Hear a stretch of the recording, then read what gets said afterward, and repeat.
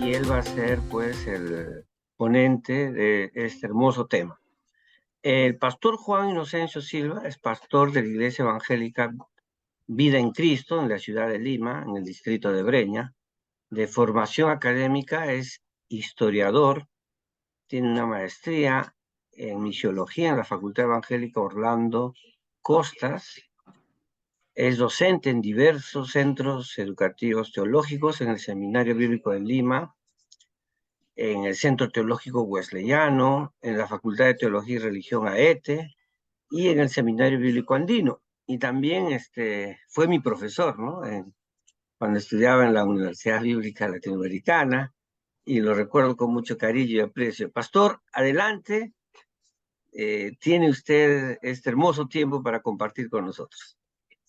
Muchas gracias, Josías, y saludamos a todos los participantes en esta jornada de reflexión, de estudio, de mirar la historia y reflexionar alrededor de ella. Entonces, esta noche vamos a continuar con esta serie de reflexiones y estamos compartiendo con ustedes esta temática, la Reforma Protestante y su impacto en la educación de los niños y niñas.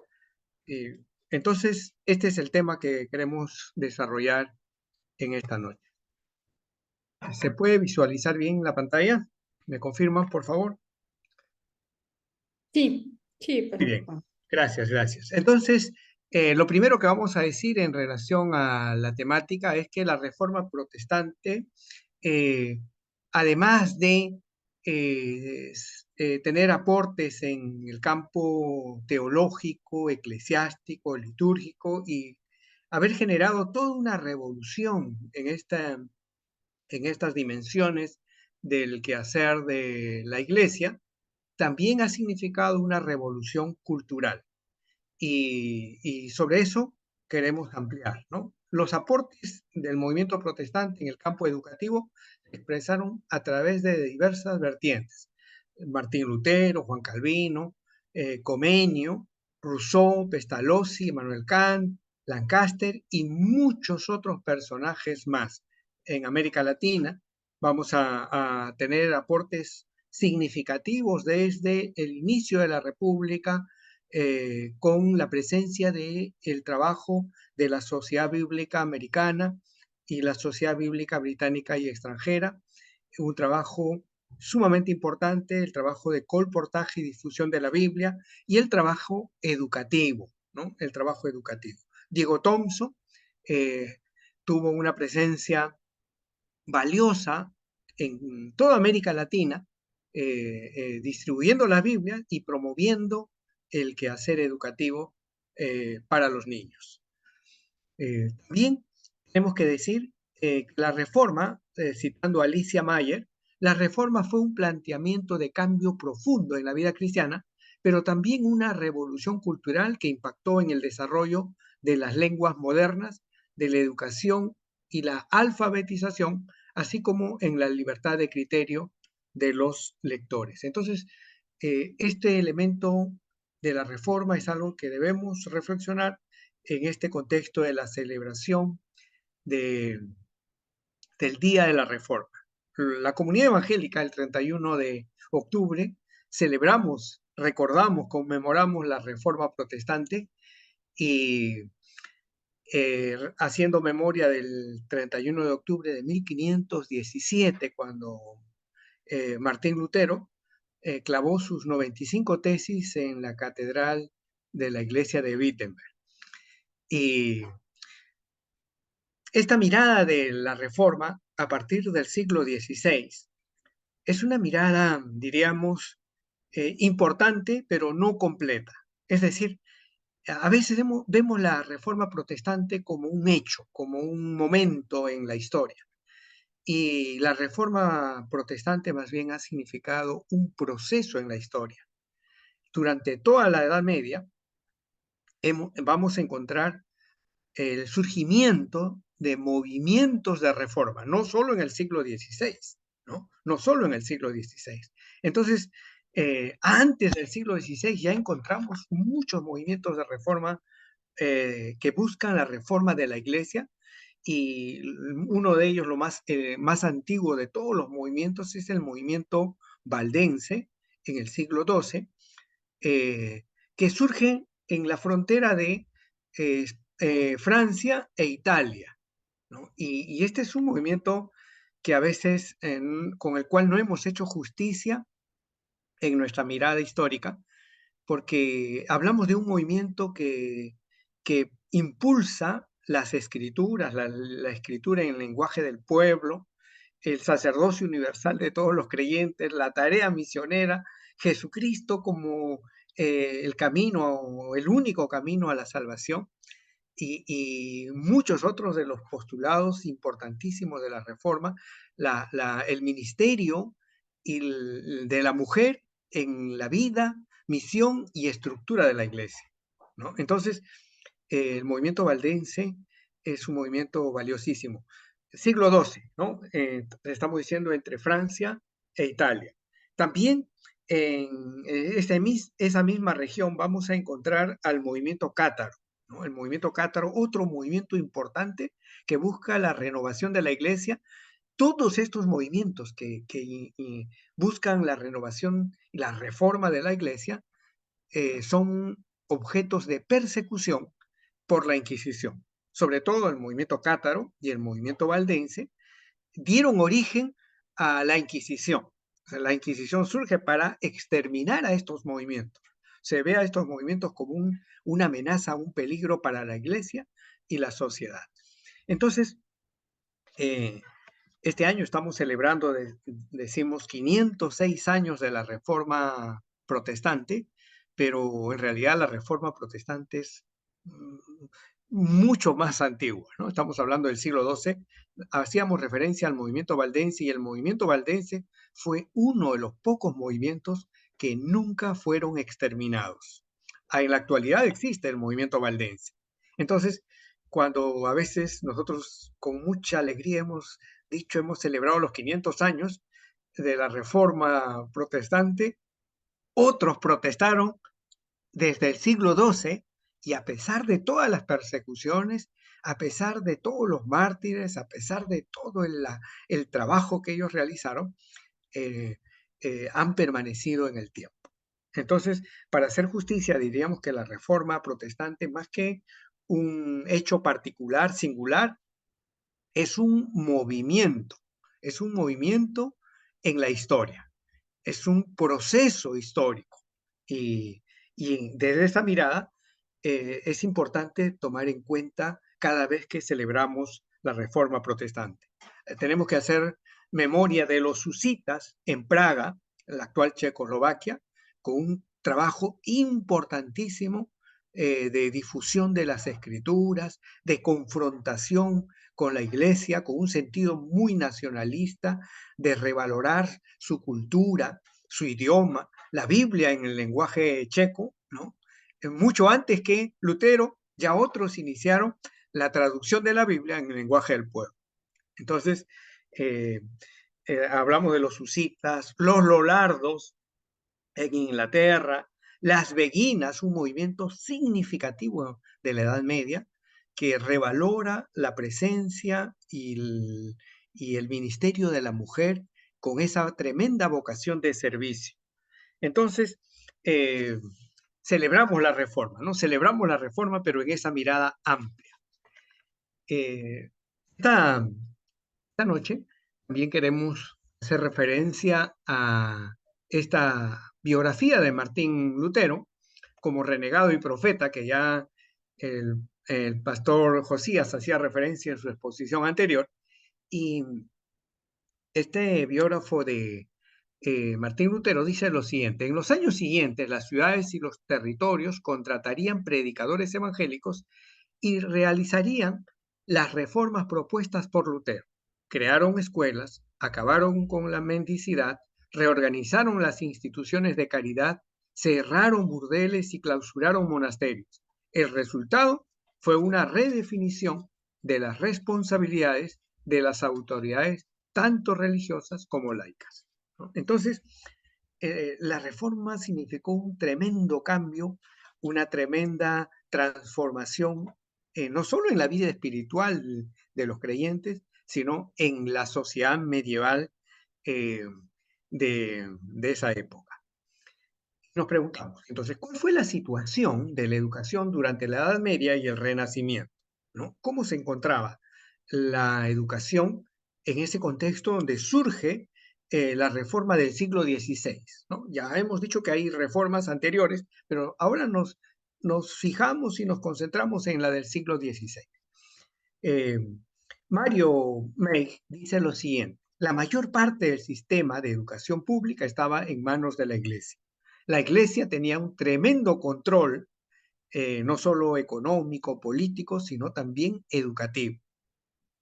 Incluso, dice, ya en la época del Renacimiento, la mayor parte de los profesores y docentes superiores formaban parte del clero o de las órdenes religiosas. Es más, los intelectuales laicos de formación humanista eran a menudo titulares de beneficios y rentas eclesiásticas que les aseguraban la sobrevivencia. Entonces, fíjense, en este tránsito de la Edad Media al Renacimiento, no es que de la noche a la mañana la Iglesia perdió poder, estamos hablando de la Iglesia Católica, ¿no? No perdió todo el control y todo el poder que tenía en Europa. Continúa teniendo mucho poder y ese poder hasta aún ahora podemos verificar.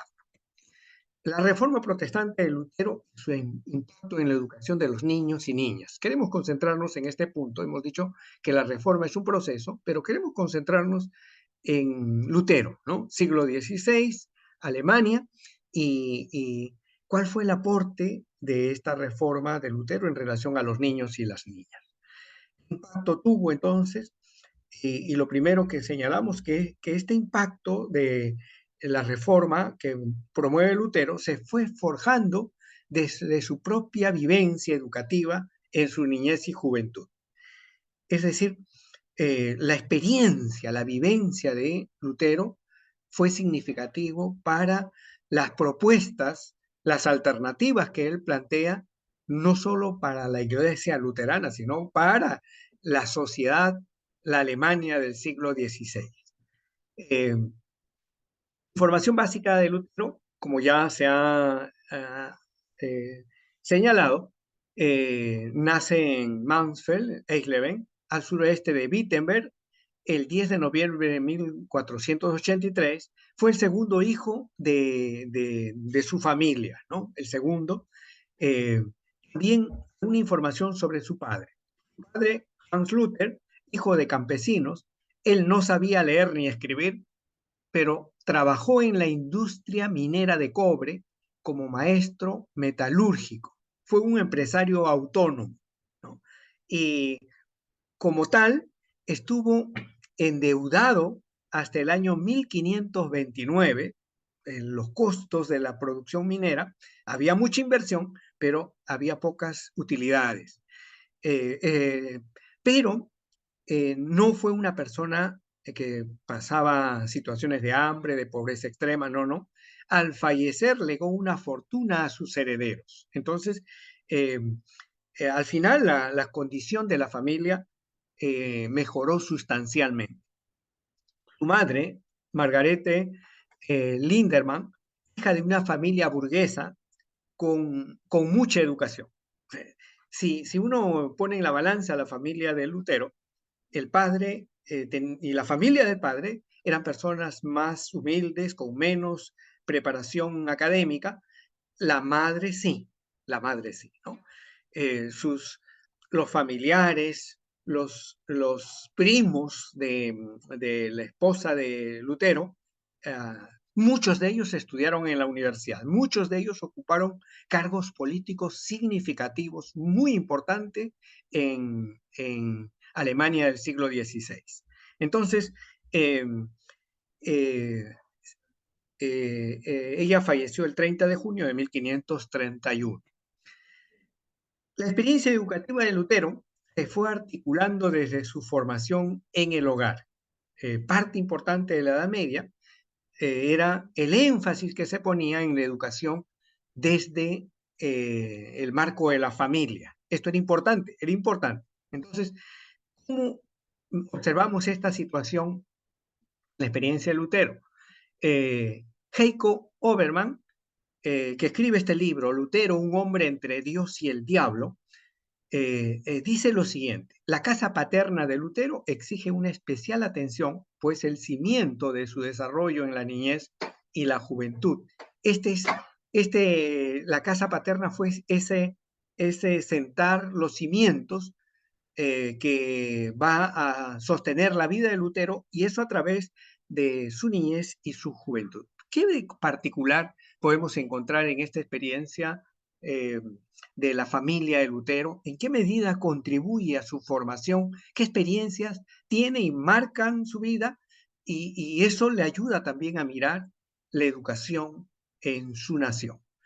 Lutero dio cuenta, como ya estuvo explicando el pastor Josías, de los castigos y golpes que recibió de niño en su hogar. Eso es un tema que siempre se enfatiza, ¿no? Heiko Hoverman señala, pero no podemos dar apreciaciones muy apresuradas. Él dice lo siguiente: deducir en el padre un carácter inhumano e irritable. No hay que ir así a esta situación de mirar al padre como ya alguien que pierde los estribos por todo, ¿no? Dice, de hecho, es también cierto que el padre se preocupó de no enajenarse al afecto de su hijo.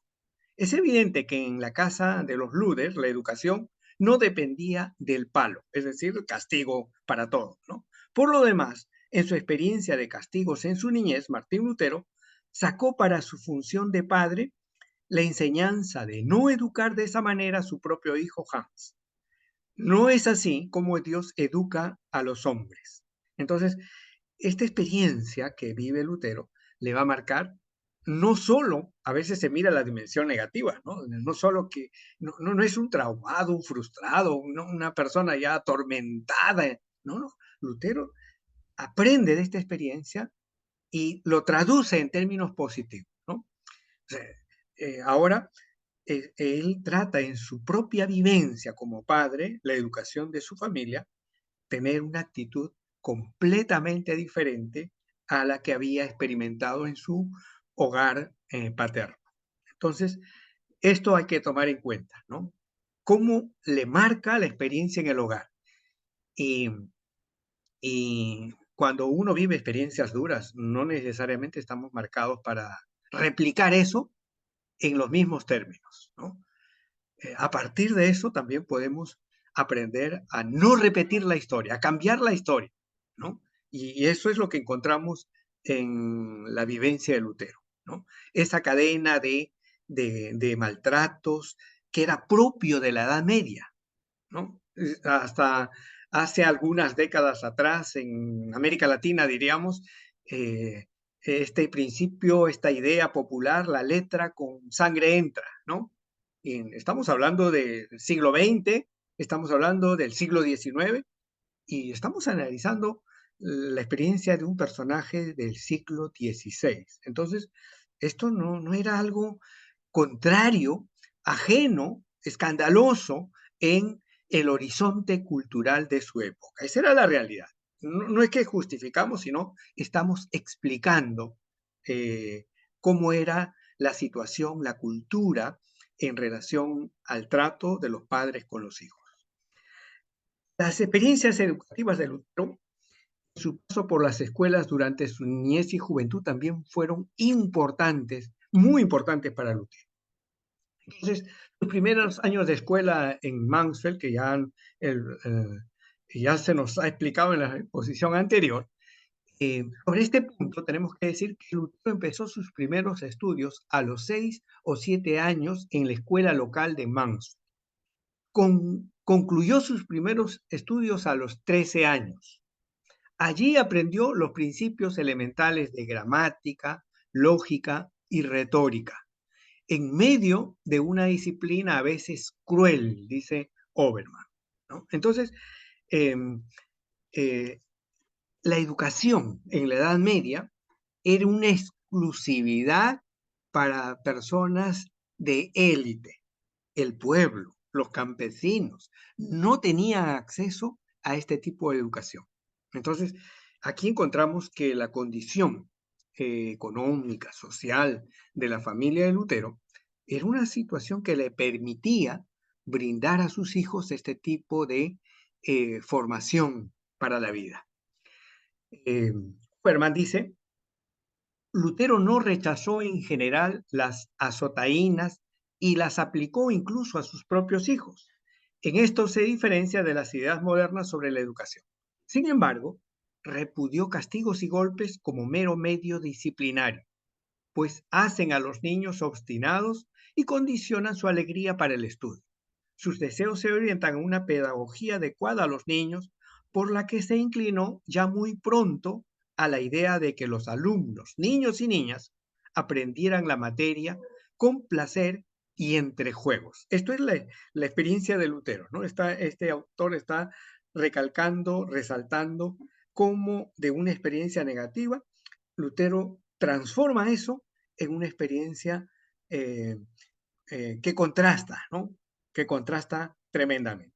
Preferiblemente, la propuesta de Lutero era jornadas de mediodía de estudio, en interés de los escolares que trabajan. Es decir, los niños trabajaban en la Edad Media. Entonces, había que dar espacio para que los niños pudieran desarrollar sus trabajos en el marco de la familia y tener docentes que serían tanto maestros como maestras, ¿no? Y esto es un aporte valioso porque también las mujeres van a tener esta posibilidad de brindar enseñanza. Son cosas que van cambiando en este tránsito de la Edad Media a la Edad Moderna. La segunda experiencia escolar de Lutero fue en Magdeburgo, que también ya se nos ha señalado, y en 1497, a los 14 años, Lutero empezó su formación escolar en Magdeburgo con los Hermanos de la Vida Común, que este era un movimiento reformista que había nacido en los Países Bajos en el siglo anterior, en el siglo XV, y que este movimiento brindaban residencia y vigilaban el trabajo escolar de los estudiantes forasteros. Lutero era un forastero en Magdeburgo, ¿no? Un adolescente que continúa su formación académica bajo la tutela de los Hermanos de la Vida común. Oberman dice, el objetivo educacional de los hermanos era poner al servicio de la piedad los conocimientos científicos. De acuerdo con la idea de Hermann Grores, fundador de la Hermandad de la Vida Común, sus miembros debían practicar la sencilla piedad de la imitación de Cristo en una comunidad laica. Justamente por ello, este movimiento se hizo sospechoso de propagar un clima anticlerical. Este es el contacto que tiene Lutero en sus años de adolescencia con este movimiento de la vida común, ¿no? Cuando Lutero tiene este contacto con este movimiento ya había pasado por experiencias difíciles con la Iglesia católica oficial, ¿no?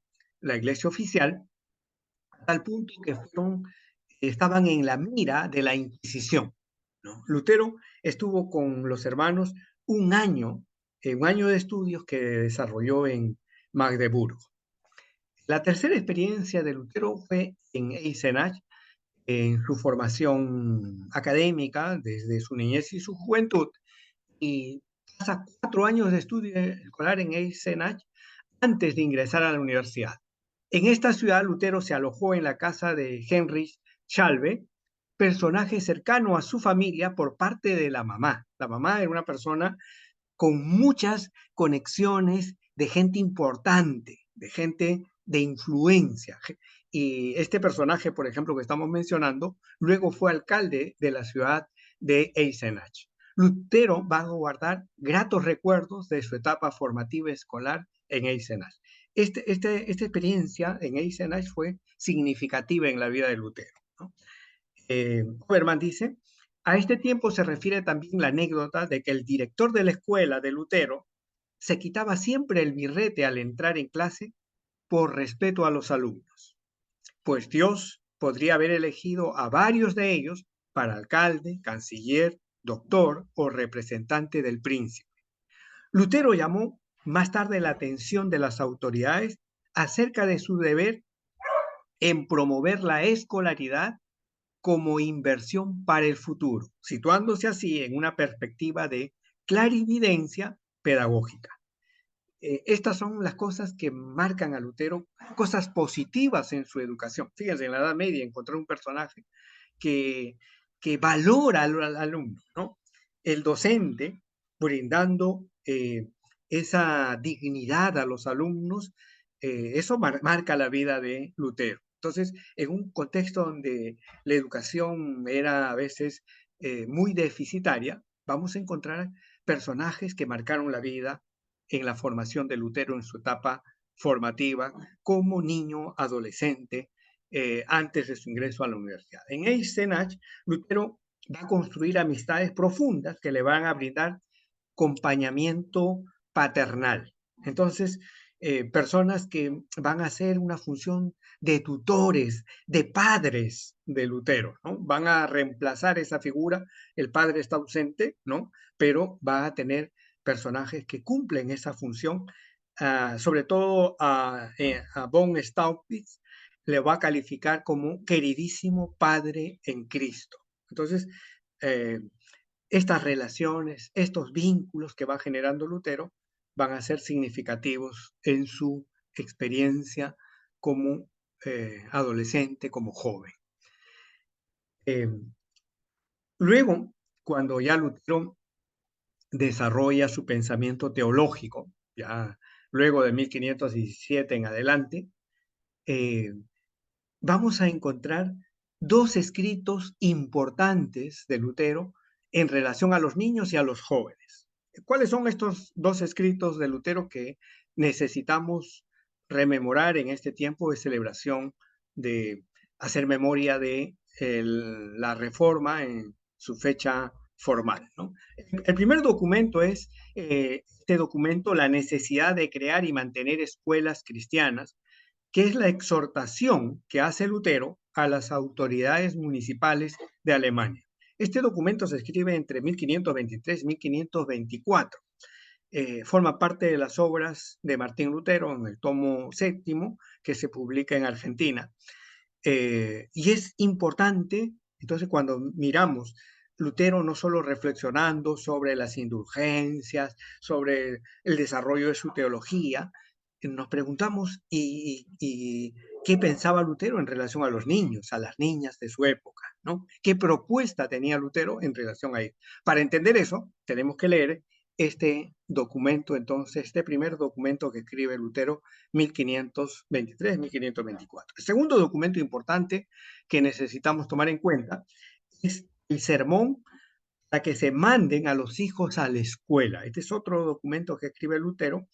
Este sermón estuvo dedicado al honorable y prudente Lázaro Spengler, síndico de la ciudad de Nuremberg, y se escribe entre 1529 y 1530. Entonces, hay un lapso de tiempo en el cual Lutero no solo escribe un documento y queda ahí la idea suelta.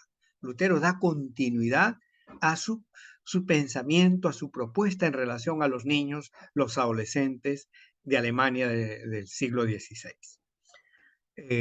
Características tiene la propuesta educativa de Lutero en relación a los niños y adolescentes, ¿no? Al tomar en cuenta principalmente estos dos documentos y los demás escritos de Lutero, podemos identificar algunas características de esta propuesta educativa. Entonces, la primera característica, diríamos, que Lutero cuestionó la enseñanza tradicional de la Iglesia Católica. Parte de una perspectiva de análisis, de evaluación y crítica de lo que observa, ¿no? ¿Qué tipo de educación la Iglesia Católica, que tiene el control de la educación medieval, ha de ser desarrollado, ¿no? Entonces, ¿cuáles son las críticas, algunas de las críticas que hace Lutero?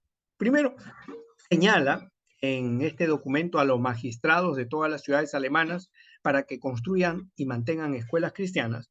Dice lo siguiente: no son ya nuestras escuelas aquel infierno y purgatorio en el que teníamos que sufrir el tormento de los casos y de los tiempos, Y todo lo teníamos que aprender a base de golpes, de temores, de angustias y de ansiedades. Está cuestionando este tipo de educación donde se emplea la fuerza, la violencia y, y- y se estropea la dignidad de los niños, ¿no? Entonces, esta es una de las críticas que hace Lutero y yo creo que es importante para nosotros de la comunidad evangélica, herederos de esta tradición protestante, nuestra herencia protestante, tomar en cuenta esto, ¿no? Que esta práctica de la coerción, de la violencia en el trato con el niño es algo que no va de acuerdo a nuestra teología, a nuestra herencia a través del tiempo y a nuestra reflexión desde las escrituras. Bien dice Lutero, podemos contrastar la experiencia que se palpa en Alemania entera. Aquí y allá se deja que las escuelas se desmoronan. Las escuelas superiores apenas sí se ven visitadas. Los conventos van desapareciendo. Gracias a la palabra de Dios se ha podido contrastar ahora lo poco cristiano de esas escuelas y cómo solo se dirigen a favorecer el vientre. La mayoría pegada a la carne razona de la siguiente manera. No se puede ni se debe seguir ingresando a sus hijos, a sus hijas, a sus parientes en los conventos y en los cabildos, ni alejarlos de la casa propia, de las posesiones suyas para instalarlos en las ajenas. Por eso nadie se decide a enviar a sus hijos para que aprendan y estudien. Se dicen a sí mismos, ¿para qué mandarlos a estudiar si no van a ser sacerdotes, frailes o monjas que hagan la carrera que les pueda servir de más provecho para su subsistencia? Entonces, Lutero está evaluando qué es lo que la sociedad de su tiempo está haciendo en relación a los niños, ¿no? Y él observa que hay un tremendo descuido en relación a la uh, educación que merecen recibir los niños y adolescentes. Dice también Lutero a los magistrados en este documento, dice, no está presente que hoy día en 3 años se puede enseñar de tal manera a un muchacho que a sus 15 o 10 y 8 años tiene más conocimiento que todo lo que hasta ahora han llegado a saber todas las universidades y conventos. Sí, porque ¿qué otra cosa se ha enseñado hasta ahora en las escuelas superiores y en los conventos sino a convertirse en asnos, soquetes y zafíos? 20, 40 años ha tenido que estar estudiando uno y aún no ha aprendido latín ni alemán. Lutero es un crítico, ¿no? Es un crítico de la situación, el sistema educativo medieval, ¿no? Y está diciendo esto no nos ha servido absolutamente para nada. Dice, porque es mi opinión inquebrantable, mi ruego, mi deseo, que se destruya o se conviertan en escuelas cristianas esos establos de asnos y esas escuelas del diablo. Entonces, esta es la forma como Lutero se expresa en la Edad Media, ¿no? A veces estamos esperando que cite un texto bíblico, Lutero. No, Lutero confronta, Lutero es un apasionado en su época y se expresa en el estilo de comunicación también que imperaba en la Edad Media. En el sermón que manden a los hijos a la escuela, dice, porque vemos que también los que se llaman clérigos proceden como si quisieran que se arruinen todas las escuelas, la disciplina y la enseñanza, y hasta tratan de destruirlas, porque no pueden actuar arbitrariamente como hasta ahora. El diablo actúa a través de ellos. Que Dios nos ayude. Amén, dice Lutero. La segunda característica que podemos identificar en esta propuesta en relación al trabajo educativo con los niños que plantea Lutero es la propuesta de la ternura, el servicio y la preocupación integral por los niños que va a caracterizar esta labor pedagógica de Lutero como padre de familia. Fíjense, eh, así como hemos podido escuchar la forma como se expresa Lutero, a veces con una rudeza, con una expresión a veces altisonante, ¿no? También vamos a encontrar esa otra cara de la moneda, ¿no? Vamos a encontrar en una carta que escribe el 19 de julio de 1530, es una carta tierna que escribe a su hijo Juan. Y le dice, entre otras cosas, le dice, fíjense cómo se expresa, Gracia y paz en Cristo, mi queridísimo hijo. Veo con agrado que estudias mucho y rezas fervorosamente. Sigue así, hijo mío. Cuando regrese a casa te llevaré un bonito regalo de la feria. Conozco un jardín encantador. Y aquí le empieza a contar una fábula. Le dice, conozco un jardín encantador, bello y delicioso. Por él corretean muchos niños con vestiditos dorados. Recogen hermosas manzanas, peras, cerezas, ciruelas amarillas y verdes de debajo de los árboles. Cantan y saltan y están alegres. Tienen también unos caballos pequeños muy lindos con riendas de oro y sillas de plata. Pregunté al dueño del jardín quiénes eran aquellos niños y me dijo, estos son los niños a quienes gusta rezar, estudiar y ser buenos. Entonces le repuse, buen hombre, también yo tengo un hijo que se llama Juanito Luther. ¿No podría acudir también a este jardín? Gustar esas manzanas hermosas y esas peras, montar esos lindos caballitos y jugar con estos niños. Entonces me respondió el hombre, si reza con diligencia, si estudia y es bueno también, podrá venir al jardín. Y lo mismo Lipo y Jos. Ellos eran hijos de Melacton y amigos de Juanito. Y si vienen todos juntitos, tendrán además pitos, bombos, laudes y toda clase de instrumentos para danzar y disparar con arcos pequeñitos. Y me enseñó una pradera muy deliciosa que había allí en el jardín preparado para danzar. Y allí cabalgaban eh, pifanos de oro, tambores y hermosos arcos de plata. Pero era aún temprano, los niños no habían comido todavía, y por eso no pude esperar al comienzo de la danza. Y dije a aquel hombre, buen hombre, voy corriendo a escribir todo esto a mi querido hijo Juanito para que se aplique al estudio, rece con fervor y sea bueno. Y así podrá venir también a este jardín. Pero tiene una tía que se llama Lene, a la que tiene que traer consigo. Y entonces dijo el hombre, muy bien, sea así, vete y escríbeselo. Por tanto, querido hijo Juanito, estudia y reza con alegría.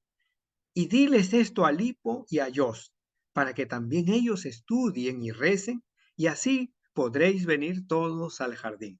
Desde aquí te encomiendo a Dios. Saluda a tía Lene y dale un beso de mi parte. Tu padre que te quiere, Martinus Luther.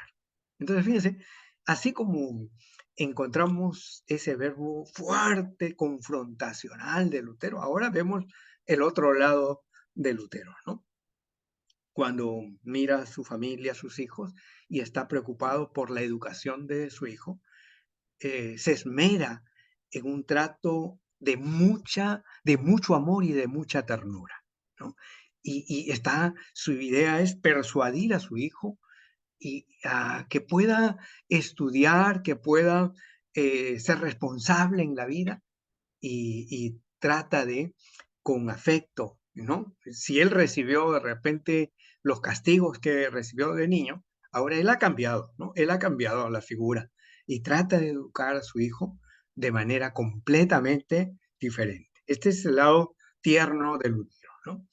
En, eh, en las obras de Lutero también vamos a encontrar una información sumamente valiosa que nos dice, la casa del doctor Lutero se ha tornado en una extraña, heterogénea morada de chicos, estudiantes, muchachos, viudas, mujeres mayores y niños. Es tremendo el desasosiego que ahí reina y por ello hay tanta gente que tiene lástima de Lutero. Las personas tenían lástima de Lutero porque la casa parecía una guardería, ¿no? Donde habían muchos niños. Y, y entonces es un hogar donde se brinda acogida a los niños, se abre las puertas a los niños, donde los niños se sienten a gusto, ¿no? Y pueden hacer hasta las travesuras que hacen, ¿no? Y la gente compadece a Lutero diciendo, ¿no? Y ahora ha pasado el huracán por acá, ¿no? Esa es la idea que aquí se nos transmite. Fíjense cómo en la vida de Lutero la cercanía, la presencia de los niños es un elemento importante, no solo su familia, sino en el marco de la apertura que tiene de abrir las puertas del hogar a los niños. En este documento a los magistrados de todas las ciudades alemanas para que construyan y mantengan escuelas cristianas, les dice a las autoridades políticas de su tiempo, porque de verdad nos gustaría mucho cuidar no solo el estómago de nuestros queridos niños, sino también de su alma. Así tendrán que expresarse en esta materia los padres verdaderamente justos, cristianos y honrados. No es extraño ni tiene que llamar la atención a nadie que el diablo maligno reaccione de esta suerte en el asunto y que sugiera a los corazones mundanos y carnales este abandono de la niñez y de la juventud. Dice, Lutero está diciendo, ¿no? El abandono de la niñez y de la juventud es asunto del diablo. Eso es del diablo, ¿no? Eso no es de Dios. Eso no es un asunto fortuito, está diciendo Lutero. Y a las autoridades políticas les está diciendo, él es el príncipe y Dios de este mundo. Porque vamos a ver, ¿cómo iba a ser posible que le agradase el contemplar cómo el evangelio se distribuía, se destruirían sus nidos, es decir, los conventos y las pandillas clericales? Es ahí donde corrompe él a placer a los jóvenes en los que pone todo su interés. ¿Cómo estaría dispuesto a consentir y alentar la buena educación de la juventud? El diablo no va a querer para nada la educación de la juventud. Lo que el diablo quiere, dice Lutero, es el abandono absoluto, total de los niños, ¿no? Entonces, eh, esta reforma que promueve Lutero es una reforma que abre las puertas a los niños y a las autoridades, le dice, ¿no? Toda acción que signifique abandono de la niñez, eso es del diablo. Y le está advirtiendo a las autoridades en un lenguaje muy franco, le está diciendo, ¿no? Si ustedes abandonan a la niñez, si ustedes descuidan a la niñez, son instrumentos del diablo, ¿no? Eh, bien, esta es la actitud que tiene Lutero en función a los niños, ¿no? Esta es la otra cara de la expresión. Primero les dice, hay que cuidar el alma de los niños. Ahora les dice, en la charla de sobremesa, les dice, la leche materna por su valor nutritivo es el mejor alimento, la mejor bebida y comida de los niños. Al igual que engordan más los ternerillos por la leche que maman que por todos los demás piensos, de la misma forma se crían más robustos los niños que lactan durante largo tiempo. Los pechos son una joya de la mujer cuando guardan sus debidas proporciones. No son las más envidiables los opulentos y carnosos. No sientan bien, prometen mucho y dan poco, pero los pechos pletóricos de venas y nervios, aunque sean reducidos, sientan muy bien a las mujeres menudas y tienen mucha leche para que puedan amamantar a niños numerosos. La leche de la madre es lo mejor y más sano para las criaturas, porque están acostumbradas al seno materno. Y la experiencia muestra que cuando el niño tiene un ama de cría robusta, instintivamente tiende hacia ella. Por tanto, no está bien ni es natural que una madre prescinda de amamantar a su hijo, puesto que para ello le regaló Dios los pechos y la leche. Fíjense cómo en el siglo XVI Lutero está diciendo, cuidemos a los niños, ¿no? El alma de los niños es valioso, no hay que descuidar, pero el cuerpo de los niños también tiene un valor significativo. Hay que amamantarlos, dice, ¿no? Hay que cuidarlos, que crezcan sanos, que crezcan robustos. Aquí tenemos para hacer toda una campaña, ¿no?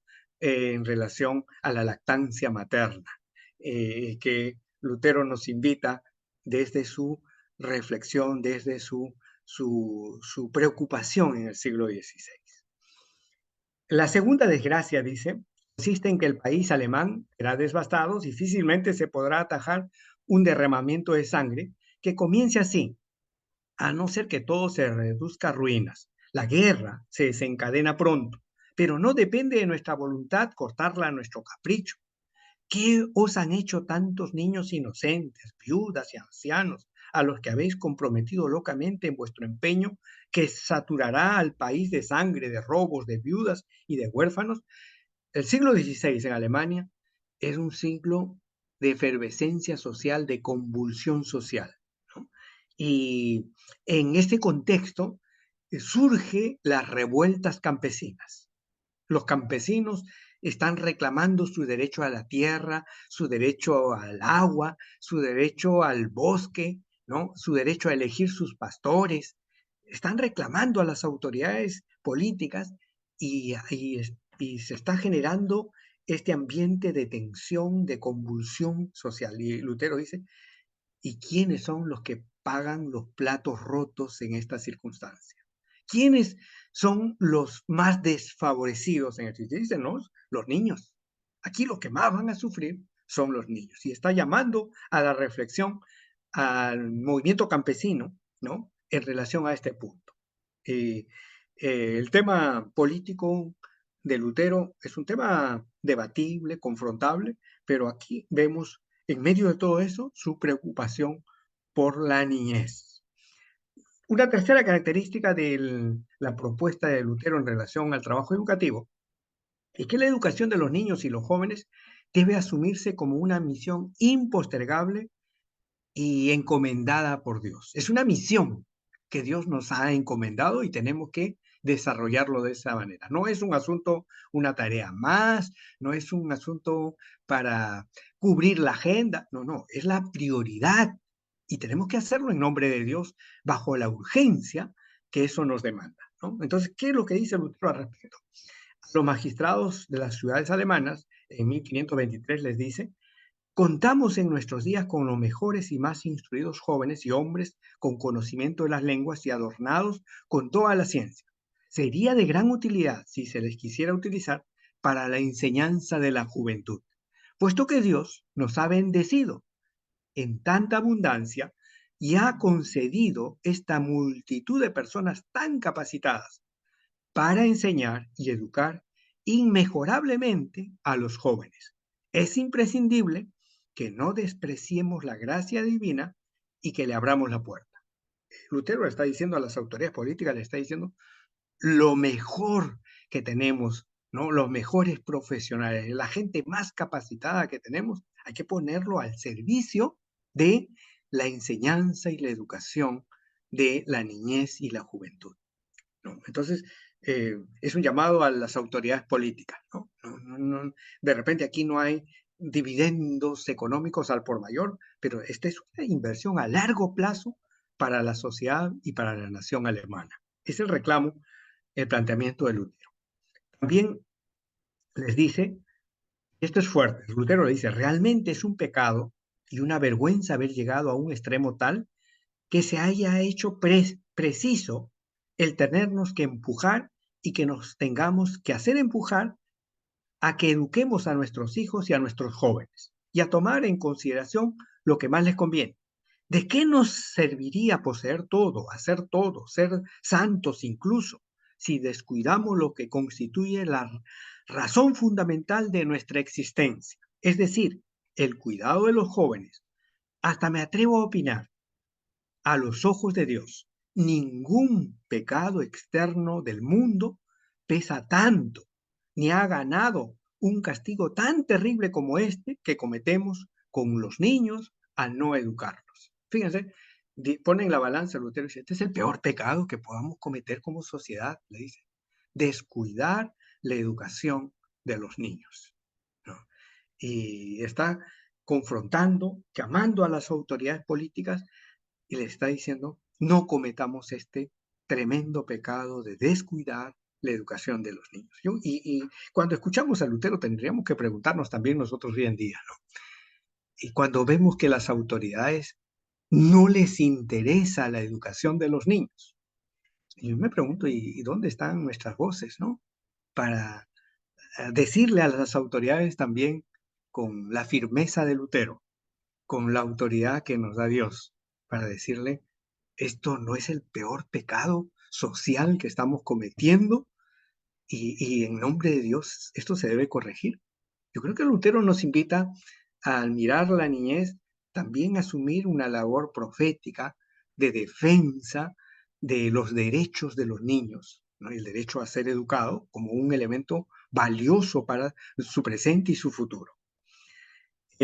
Dice también Lutero, fíjense, ahora bien, los niños tienen que vivir bajo nosotros y entre nosotros en la comunidad ciudadana. ¿Cómo va a tolerar la razón más importante de la caridad cristiana que crezcan sin educación alguna, como veneno y canalla para los niños restantes, y que en consecuencia se llegue a corromper toda una ciudad, como pasó con Sodoma, Gomorra, Gibea y con tantas otras ciudades? Por eso se hace necesario contar con educadores comunes para los niños, a no ser que todos estuviesen decididos a mantener por sí mismos a uno propio.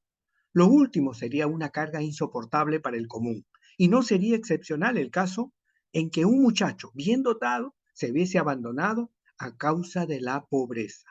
No olvidemos además que numerosos padres mueren dejando huérfanos.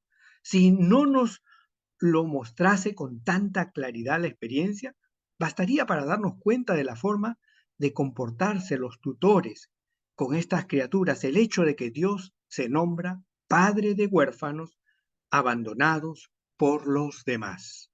En nombre de Dios, entonces aquí Lutero está diciendo, ¿no? No podemos descuidar la educación de los niños y hay que invertir en las personas que puedan darle esa educación que merecen. Eh, esta afirmación de Lutero también es importante en el Día de la Reforma. Dice, siempre y en todo el mundo, incluso entre los paganos, la necesidad ha forzado y sostenido la obligación de contar con educadores y maestros cuando se ha querido ordenar la vida de un pueblo. Qué importante es el, la preocupación por los maestros, los educadores, ¿no? Y darle ese reconocimiento, esa valoración a la labor tan importante que tiene en su función social. Muy bien, hay muchas afirmaciones, como ustedes pueden ver, que Lutero escribe en relación a los niños. Exhorta también Lutero a los padres a mandar a los hijos a las escuelas y les dice, no hay que desdeñar la palabra de Dios y las escuelas. Fíjense cómo pone a un mismo nivel, Lutero dice, ¿no? No podemos menospreciar la palabra y las escuelas. No tenemos palabra de Dios, Biblia, al alcance de la gente, si es que no hay escuelas, ¿no? Si vivimos en una sociedad analfabeta, entonces la Biblia se convierte en un amuleto, un talismán, ¿no? Y un fetiche. Entonces, palabra de Dios, Biblia y escuela van de la mano en la teología de Lutero. Y despreciar la palabra implica despreciar la escuela. Despreciar la escuela implica despreciar la palabra de Dios. Esa es la lógica con la cual Lutero impulsa la labor educativa de los niños desde el siglo XVI. Y esto es una continuidad a través de la historia, cómo las comunidades evangélicas se han preocupado por esta dimensión de la vida. Muy bien.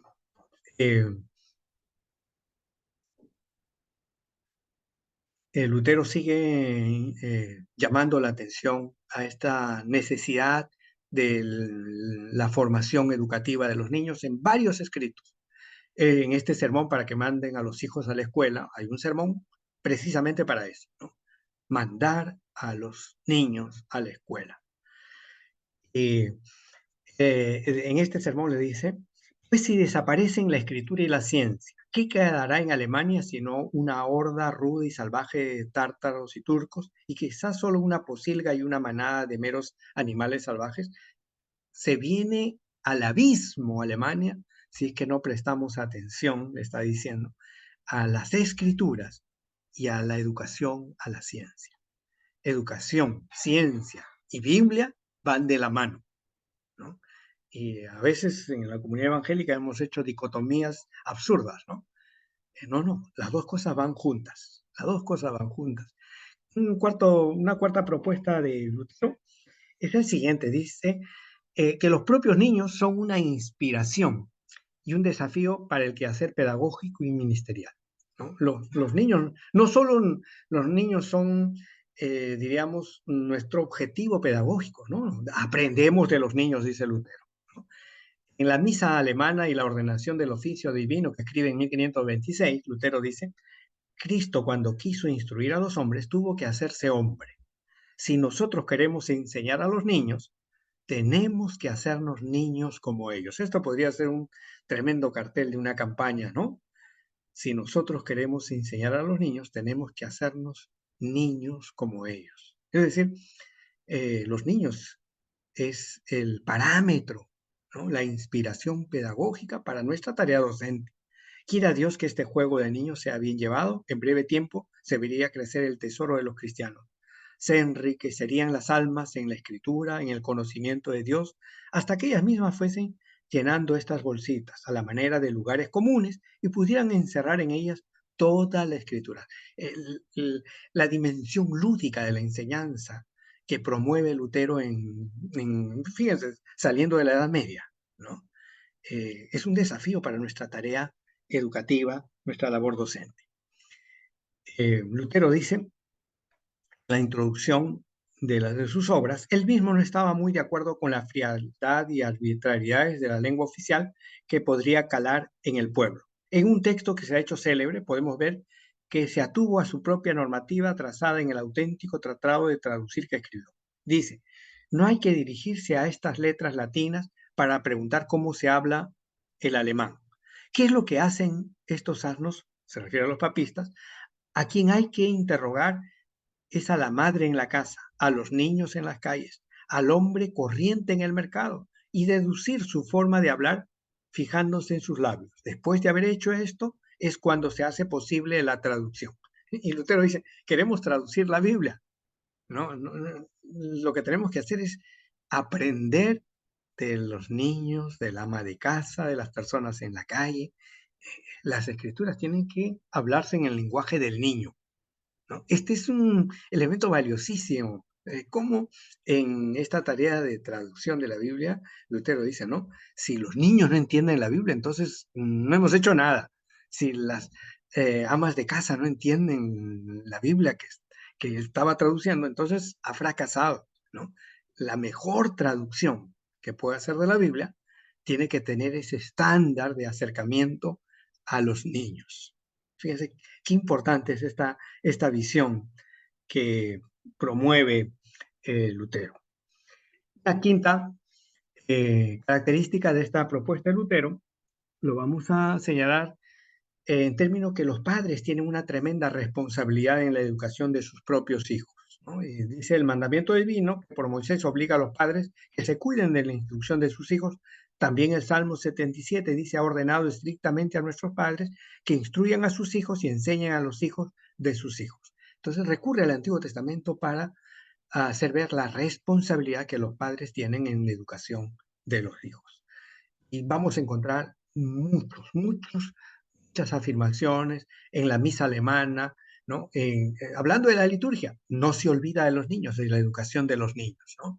Y la responsabilidad que tienen los padres, que no solo desde el púlpito se tiene que enseñar a los niños, que es un desafío, ¿no? Sino también en el ámbito doméstico, dice Lutero.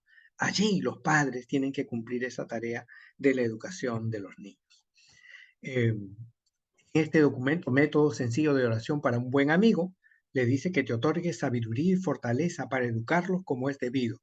Le está hablando a los padres, a las madres, le está haciendo una invitación. Hay que educar a los niños, ¿no? Que sean bien formados y que así perduren en la vida, guiados por esa formación que han recibido en las escrituras. Una sexta característica, ahora sí empiezo a correr, las autoridades seculares o civiles son responsables de la educación de los niños y de los jóvenes. Y este es el aporte de Lutero. Mientras en la Edad Media la educación estaba en manos de la Iglesia, Lutero dice ahora, no, esta responsabilidad de la educación de los niños tiene que ser asumida por las autoridades políticas, ¿no? Las autoridades municipales. El gobierno tiene que asumir la responsabilidad de la educación de los niños. Y vamos a encontrar, fíjense, en este documento a los magistrados, a las autoridades políticas, le dice, de acuerdo, me dirás, todo esto se puede aplicar a los padres, pero ¿qué tiene que ver con los magistrados y la autoridad? Es decir, como que las autoridades, ¿no? ¿Y qué me dicen a mí del tema de educación? Eso es que se encarguen los padres. Y Lutero dice, la observación es justa, pero ¿quién va a solucionar el problema cuando los padres no hacen nada? ¿Habrá que dejarlo de lado y abandonar a los niños? ¿Cómo podrán justificar el consejo y la autoridad que nada de esto les afecta? Es decir, una sociedad inculta, analfabeta, no nos afecta como nación, ¿no? Eso es el cuestionamiento que hace Lutero a las autoridades, ¿no? Le dicen, no, no, tenemos una responsabilidad. Por eso, de manera muy clara, le dicen, el consejo y la autoridad, por tanto, tendrán que ver que a ellos compete el cuidar de la mejor forma posible de los jóvenes, porque una vez que se les ha confiado el cuidado de los bienes, honor, cuerpo y vida de toda la ciudad, como a fieles administradores, no cumplirían honradamente este deber ante Dios y los hombres si no procurasen con todos sus medios, día y noche, el florecimiento y mejora de la ciudad. Ahora bien, la prosperidad de una ciudad no consiste solo en acumular gruesos tesoros, en fabricar muros resistentes, casas hermosas, muchos cañones y armaduras, porque cuando se cuenta con buena provisión de estas cosas y de ellas se apoderan locos furiosos, la ciudad se encontraría en un peligro mucho más angustioso. La mejor prosperidad, salud y fuerza de una ciudad consiste en disponer de ciudadanos muy inteligentes, razonables, honrados y bien educados. Estos son los que después podrán reunir ricos tesoros y toda clase de bienes, los que podrán conservarlos y administrarlos como es justo. Y Lutero continúa. Entonces, hay cantidad de información que encontramos en los escritos de Lutero de su preocupación por los niños, ¿no? De su preocupación. Y le dice a las autoridades, señores, queridos, empeñados en obra tan urgentemente reclamada por Dios, tan exigida por vuestra función, tan imprescindible para la juventud y de la que ni el espíritu ni el mundo pueden desentenderse. Esto tenemos que hacerlo en nombre de Dios. Para esto hemos asumido la responsabilidad y la autoridad. Dios nos pone en autoridad, pero tenemos que cumplir la misión de educar a la juventud y a los niños. El reclamo de Lutero. Entonces, fíjense, a veces nosotros decimos las olas nada más, ¿no? Sola gracia. No, no, eso está bien, pero Lutero también tiene una preocupación tremenda por la vida, el bienestar integral de los niños. Y eso, qué bueno que en esta jornada podamos estar reflexionando y analizando y recuperando nuestra memoria histórica. Eh, Bien, paso rápido porque todas estas citas están recalcando a las autoridades la importancia que tiene la autoridad política en relación a la educación, el cuidado de los niños, ¿no? Todas estas citas que ustedes están visualizando es un llamado urgente a las autoridades políticas de la Alemania del siglo XVI a no perder la prioridad de la educación de los niños. Eh, Bien, una séptima característica es que la Iglesia debe asumir una actitud bien de responsabilidad en la educación de los niños y los jóvenes. Entonces, primero dijo la familia, ¿no? El hogar. Luego, a este encargo a las autoridades. Ahora a la Iglesia. Y Lutero también demanda a la Iglesia un compromiso muy claro, muy definido en relación a la educación, al cuidado y el bienestar de los niños. Le dice en esta eh, interés de Lutero por cómo educar, cómo involucrar a la iglesia, Lutero escribe el catecismo, ¿no? El catecismo mayor es un documento más complejo, pero existe el catecismo menor luterano, ¿no?